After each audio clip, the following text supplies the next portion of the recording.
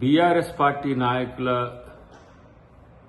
విధానం ఎట్లా ఉందంటే దొంగే దొంగ దొంగ అని అరిచినట్టుగా ఉంది.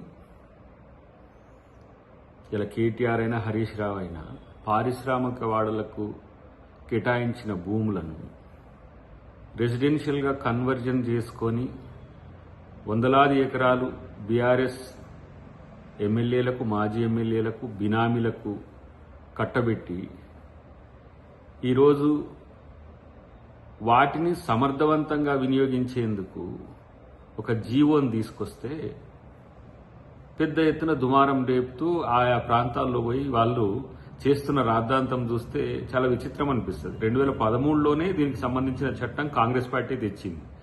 ఫర్ ఎగ్జాంపుల్ బాలానగర్ కానీ, పటాన్ చెరువు కానీ, నాచారం, మౌలాలి, రాజేంద్రనగర్ ఈ ప్రాంతాల్లో, ఈ పారిశ్రామిక వాడల్లో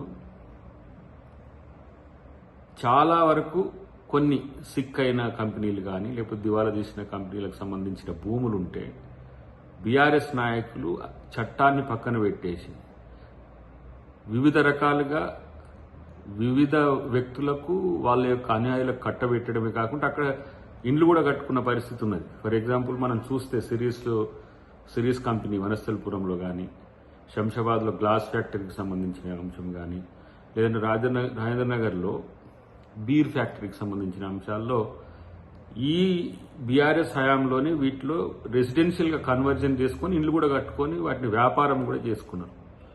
అయితే ఈ విషయంలో